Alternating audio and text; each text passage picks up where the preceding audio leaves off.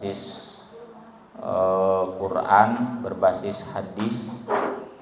Dari dulu juga kita belajar akidah kan secara rincinya, meski ayat wujud kidam bako, tapi kan ke atasnya sudah langsung ayat-ayat Quran, ayat-ayat hadis, dan itu yang kemudian dikembangkan dalam kurikulum madrasah diniyah, yang kurikulum itu juga usatiar kama mana SD tak ieu kurikulumnya, lamun lega tinggal dibatasi gitu. MI sama ieu kurikulumnya, jadi meskipun nanti disusun khusus, tapi dasar pijakannya yang itu agar ruh tafakuh fidinnya gak hilang ya, ruh tafakuh fidin yang berbasis pada mata pelajaran tafsir, hadis dan fikih ya. Dan itu yang membedakan pendidikan kita dengan JSIT, Jaringan Sekolah Islam Terpadu, termasuk dengan MTS, dengan MI ya. Maka bapak-bapak, ibu-ibu sekalian yang aktivis atau guru-guru MI, MTS, ini nilai-nilai ini yang jangan lepas dari kita agar ciri khas pendidikan Persis anu silana arruju ilal Quran was sunnah, langsung kana Quran kana sunnah, kan melampaui fikih-fikih fatwa para ulama Persis mesti baheula lagi langsung we kana Quran kana sunnah. Itu tetap ada mengakar dan menjadi karakter yang bisa kita lihat hari ini. Alumni-alumni pesantren Persis meski banyak juga yang tidak jadi ustadz, tapi secara umum mereka menjadi misionaris ya, di cabang-cabangnya, di jamaah-jamaahnya, di PD-PD-nya, dan kalah kumaha ge beda jeung punten nu lain lulusan sekolah Persis ya. Atau kalau orang tua santri di Kutab, nah ieu cenah ti mana, ieu ti mana, ieu mah sigalain orang Persis gitu.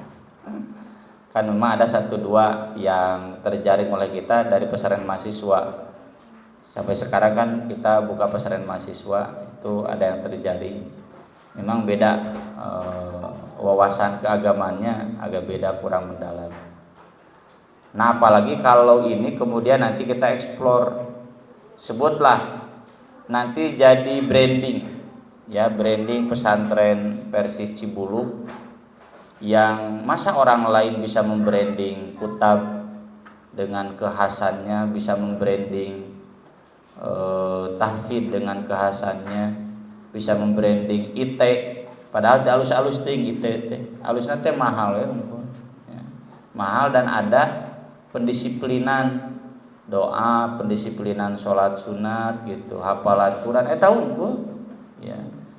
Maksud saya bukan merendahkan, karena kami pun di pesantren atau banyak sekarang di pesantren manapun itu mah otomatis atuh, teu kudu dijadikeun branding nu kitu mah, otomatis nu ngaranna sekolah Islam mah pasti kitu gitu. Dek kumaha we, tapi yang jadi nilai lebihnya itu di Persis itu punya tafakuh fitin, yang ini harus jadi branding kita semua. Ini yang pernyataan Umar, tafaqquhu qabla an tusawwadu, tafakulah kalian sebelum kalian dituakan dari sayyid. Tapi kata Abu Abdillah ti membohongi, wa ba'da an tusawwadu, demikian juga sesudah dijadikan sayyid, dituakan. Wa qad ta'allama sabun Nabi sallallahu alaihi wasallam fi kibari sinnihim, para sahabat Nabi juga belajar di masa usia tua mereka. Kibar teh kolot pisan, sinnun teh usia. Ini enggak ada pertentangan antara pernyataan Umar dan pernyataan Imam Bukhari. Pernyataan Umar mah yang masih muda, belum tua teh umur sabaraha nya? Umur 60 ke atas lah, atau 50 tahun ke atas. Sok tafakuh agar nanti ketika usia 50 tahun ke atas teh geus manjing dikolotkeun gitu. Jangan hari hayang dikolotkeun, hari ilmu agamana kurang. Ini guru-guru di sini kan belum usia 40 kan, belum. 40 lebih sedikit. Karena para sahabat Nabi juga belajar di usia tua. Makanya Imam Bukhari menambahkan bukan hanya ketika muda, ketika tua pun tetap tafakuh menjadi kewajiban ya. Nah, itu ngaranna long life education ya, atau lifelong education ya. Jadi pendidikan itu sepanjang hayat sampai mati, tafakuh fiddin. Dan ini nanti tugas PC ya, tugas PD. Karena sejak zaman Nabi pendidikan itu bukan formal, pendidikan itu informal. Sampai zaman Khalaf nggak ada pendidikan formal. Baru nanti zaman Khalaf ada sekolah. Ya, zaman Salaf itu sekolah itu bid'ah. Jadi seharusnya apa yang dipraktikkan oleh Nabi, para sahabat, para ulama salaf itu juga menginspirasi kita persis membikin pendidikan informal atau non formal untuk kalangan tua atau semua kalangan. Jadi ngaji teh tong budakna unggul tapi jeung orang tuana jeung kolotna. Segitu saja sebagai pengantar, sisanya nanti aja ya. Dilanjut kapan-kapan kalau keumuran. Mangga pilih aya nu bade diskusi nyanggakeun.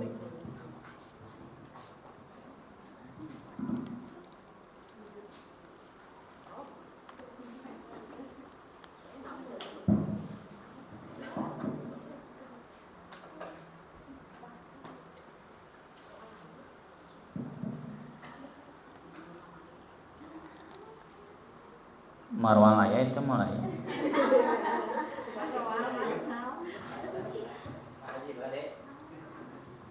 Mau aya udah teraskeun. Mangga. Bismillah, mungkin saya di sini termasuk yang kalau dari sisi Bu, jadi cek. Dari sisi pendidikan bukan dari basis. Saya sempat pendidikan di Madrasah Aliyah Negeri Jogja. Yang notabene kalau dari lingkungan mungkin banyak izin bisa. Mungkin saya ingin minta sharing dari Ustadz gitu ya, dengan kondisi di sekolah kita di sini ini, kita merasa kayak kok susah sekali gitu nyari siswa gitu ya, dari MI maupun MTS gitu ya. Kira-kira dari mungkin semacam tip atau semacam saran gitu ya, supaya ya satu madrasah kita tuh ya punya punya pride atau punya semacam ya sesuatu yang bisa dijual dan petik gitu ya, supaya para orang tua minimal di lingkungan kita ini ya menyekolahkan anak-anaknya di sekolah kita. Itu saya mungkin dari saya.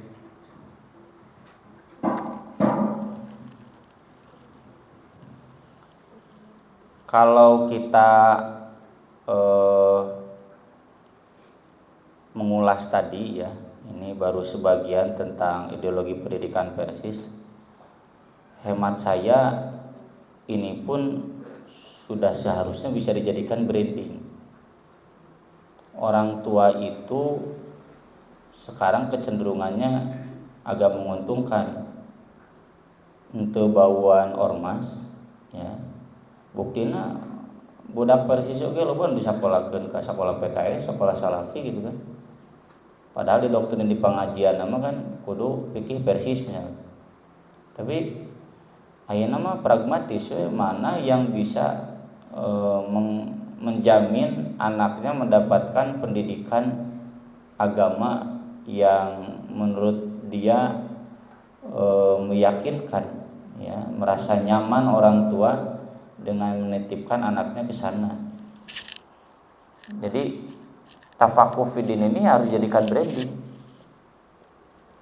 Masalahnya nanti guru-gurunya, nah guru-gurunya berarti harus ada training ya. ku Ustaz Solihin di Al-Ajar di Bulbul Marom, di Al-Ajar di tafsir, guru-guru teh tong sibuk anu sertifikasi we wungkul.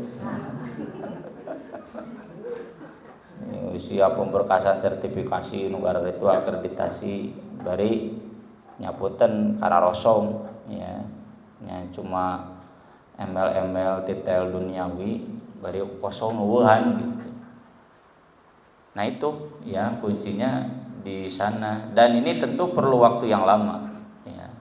Tadi saya sebut pesantren 27 kalau dulu gulung tikar tahun 2001 lahnya anak lulus malim itu terus daya 2001 2002 lalu dibangkitkan lagi 2019 seberat tahun 15 tahun lah gitu. Dan itu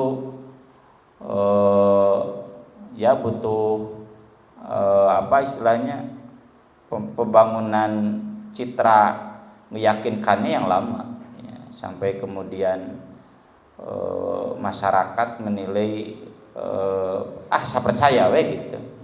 Jadi kalau sekarang sebutlah kurang ya minim, nah, untuk membangun itu tentu perlu waktu lama dan perlu bertahap ya, bertahap.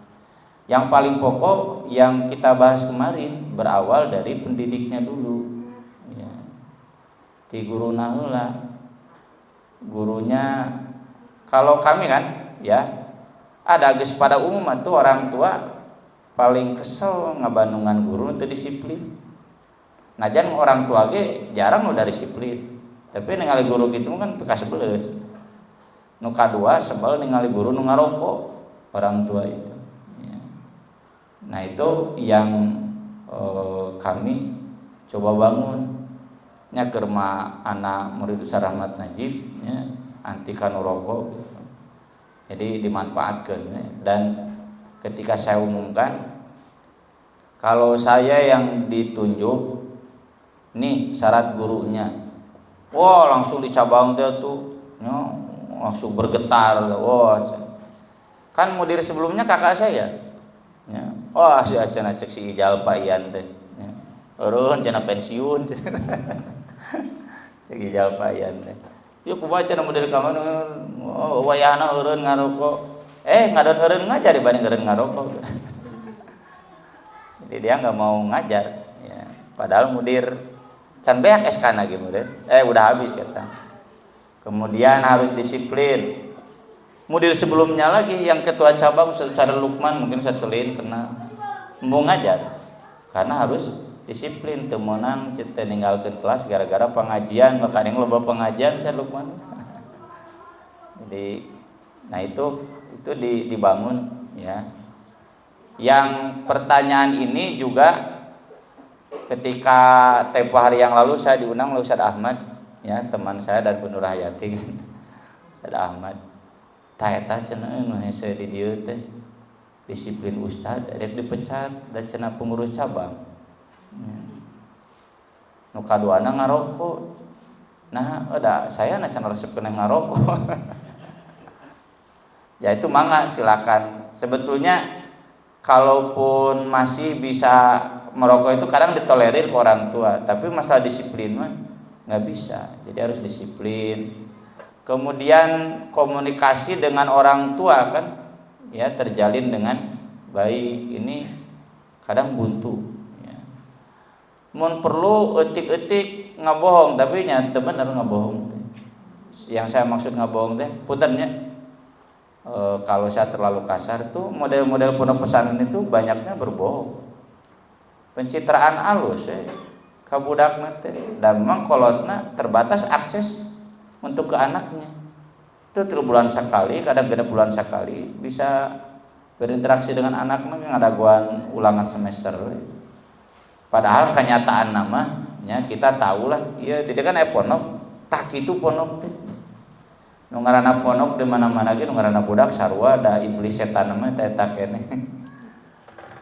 Nah ini yang tapi bagi pondoknya mendek gaya pragmatis enggak, seorang tua tuh apalan pondok apalna alus kayak paling kecewa nanti geus lulus geuning kieu gitu.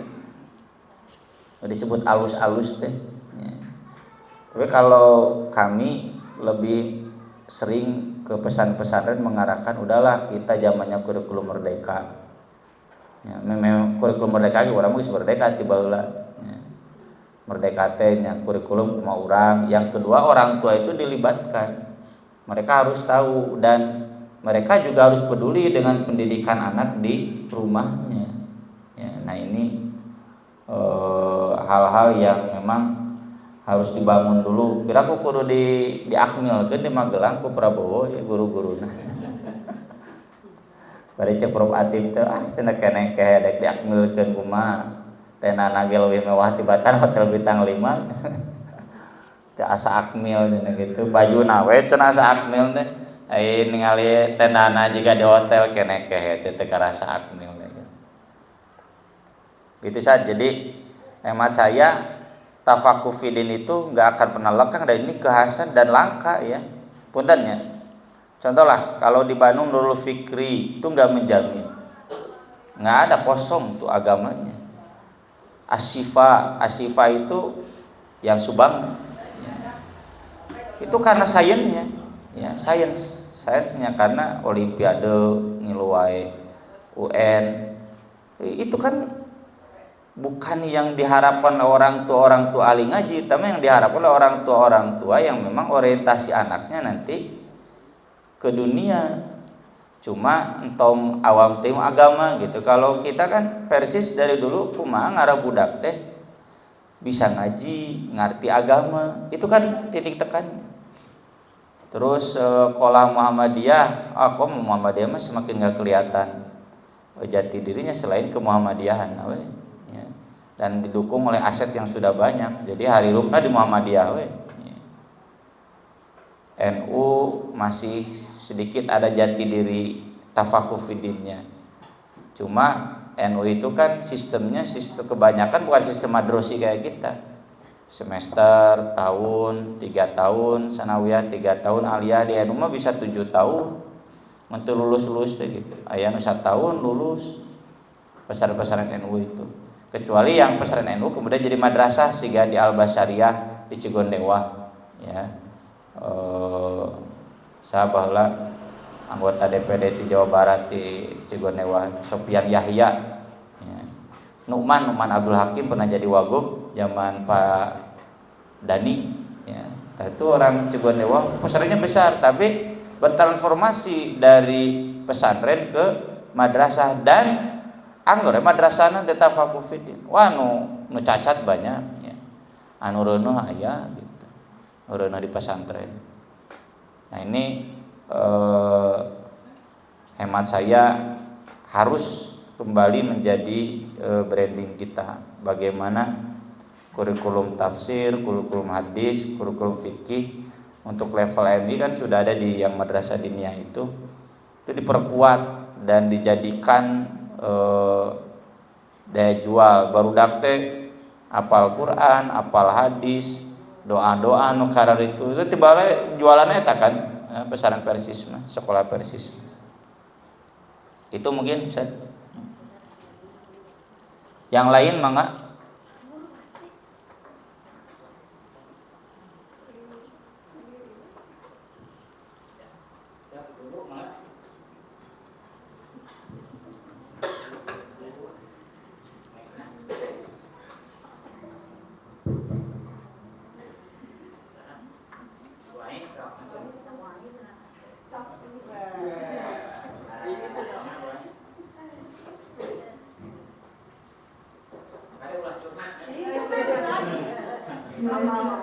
Curhat tentang Ustaz Solihin ulah. Sebelumnya Ustaz, sebenarnya saya masih keinget materi yang sebelumnya pas pertemuan pertama. Kayak kita tuh kalau ngajar jangan sampai ninggalin kelas gara-gara ada undangan atau gara-gara hal nggak ada alasan syar'i harus meninggalkan kelas. Saking bahwa guru itu apa ya?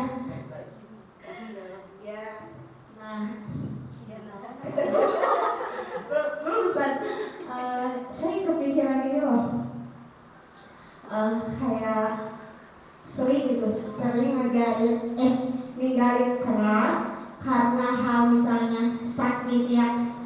lemes doang tiba-tiba izin gitu ya, sering. Terus kayak terus selain itu pokoknya banyak hal. Gara-gara tadi lomok. Saat ini gitu ya. Saat ini tuh aku pokoknya lagi kepikiran banget ya Ustaz. Kayak ternyata kayak ngajarin ke anak-anak MT aja. Kebetulan kan aku lagi belajar les bahasa Arab. Ternyata apa yang selama ini aku ajarin gitu ya ke anak-anak, kayak Bu Nur, ternyata selama ini baru nol banget gitu. Ngajarin ke anak-anak tuh banyak banget gitu ya. Kayak salahnya gitu, kayak mulai dari pembelajaran qiraah, kayak tasrif, kayak nahwu, pokoknya pembelajaran ini aja. Ternyata yang selama ini kayak aku ajar ke anak-anak hada, hadihi, ya udah hanya menyampaikan hada ini loh, hadihi ini loh artinya. Ternyata pas saya dalam sekarang gitu ya, itu tuh baru apanya gitu. Kayak selama ini berarti aku jadi guru ya gimana ya, kayak lebih mikir lagi kayak gitu, kayak belum ada apa-apa, kayak contoh buat anak-anak tuh kayak ya Allah, kayak banyak istighfar ya gitu. Terus selain itu memang guru itu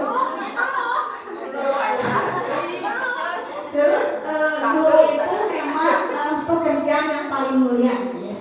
Tidak ada pekerjaan tidak ada, maksud itu emang jadi guru itu walaupun gajinya misalnya kecil ya, kayak kata Ustaz sendiri gajinya kecil, tapi saya bisa kebeli rumah, bisa kebeli mobil. Memang gitu ya, emang saya juga alami gitu selama ngajar di MD, banyak banget gitu berkahnya. Karena sambil dagang di Shopee. Itu kan cuma boleh gak sih gitu, aku gitu ya, boleh gak sih kadang mikir gitu, pengen gitu nyobain dengan hal baru gitu, apalagi bukan situasi sih, apalagi misalnya saat ini tuh ada tidak kenyamanan gitu, misalnya di sekolahnya pokoknya ada rasa tidak nyaman, kayak kayaknya deh pengen nyobain hal yang baru gitu, pengen deh ya maksudnya, tapi bukan berarti kayak boleh gak sih Ustaz, tapi dalam hati gitu, dalam hati yang paling dalam tuh kayak emang gak ada gitu pekerjaan yang lain itu selain guru itu yang dapat berkah, dapat tabungan buat akhirat gitu. Tapi kadang di sisi lain kayak pengen banget nyobain pekerjaan hal yang baru. Nah pertanyaannya bagaimana sih Ustaz tips untuk meyakinkan bahwa selama ini tuh kayak kata aja, selama yang udah diajarin gitu, apakah ada efek untuk anak-anak, ada efek untuk anak, karena mungkin selama ini ngajarin ke anak ya udah yang aku tahu, yang seadanya yang aku tahu. Terus bagaimana trik meyakinkan bahwa guru itu profesi yang kalau bahasanya ini loh satu-satunya profesi yang yang baik lah. Nah, itu udah Ustaz Demes.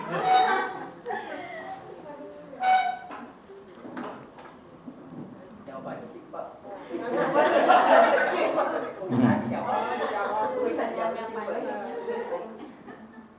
Yang dialami oleh ibu, dialami juga oleh saya ketika saya jadi orang tua santri.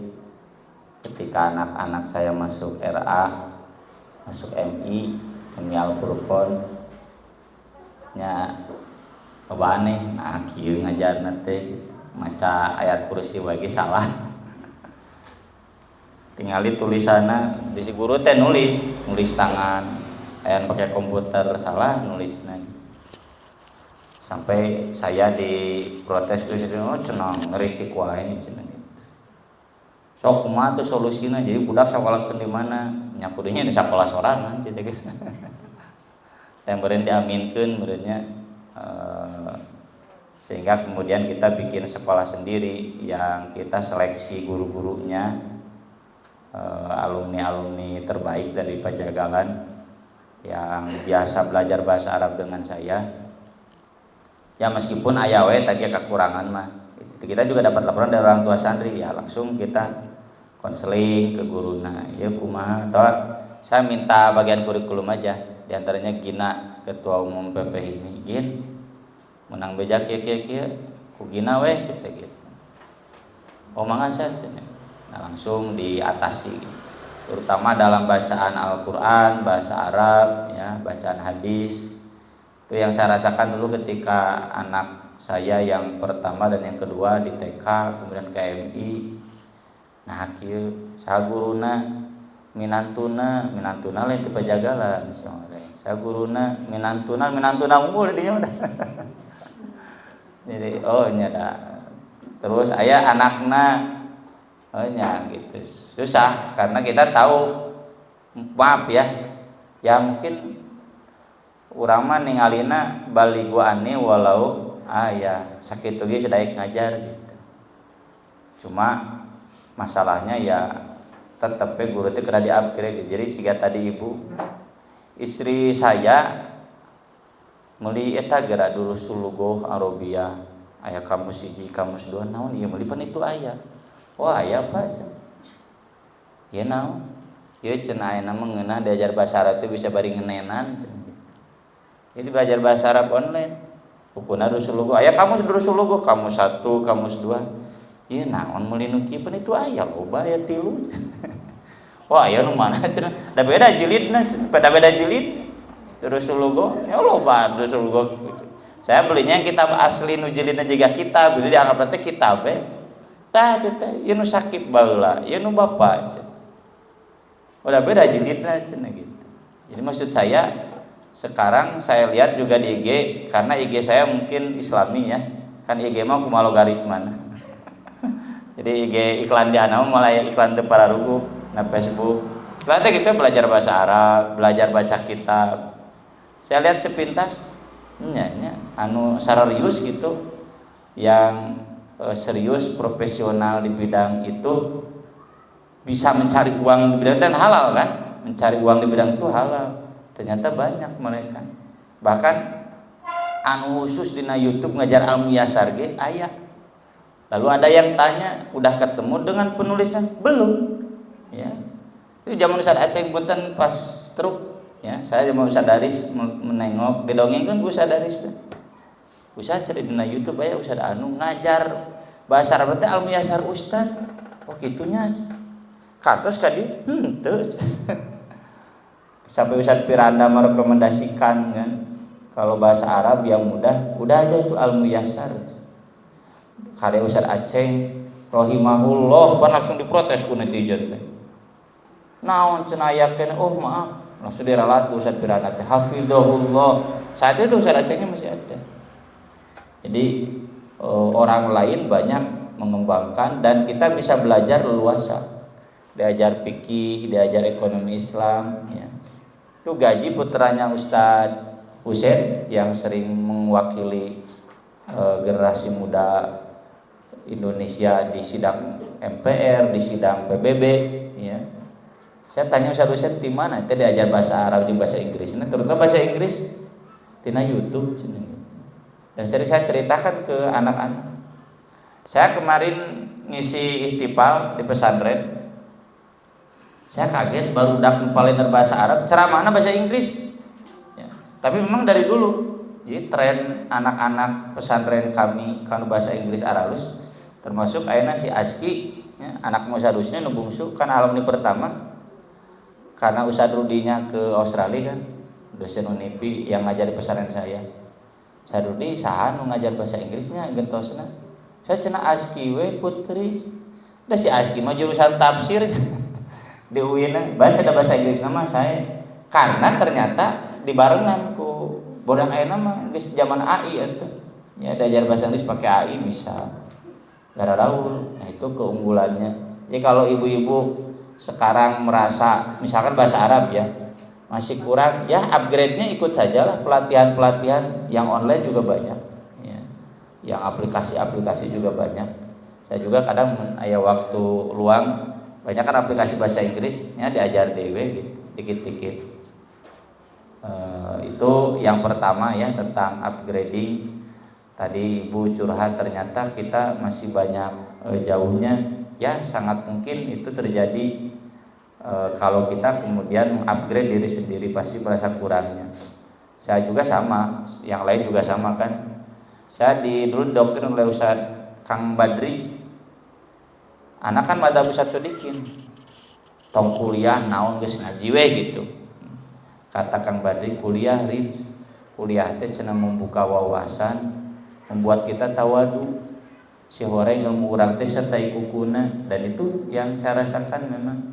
Jadi najan sebutlah orang alumni pesantren geus kuliah ningali medan ilmu luasnya saserta ikukuna.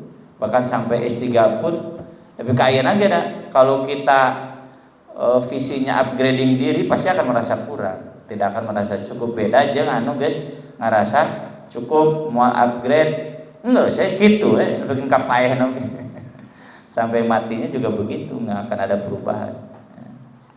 Itu mah tanggung jawab masing-masing lah, kayak memperyogi dana ke Ustadz Solihin gitu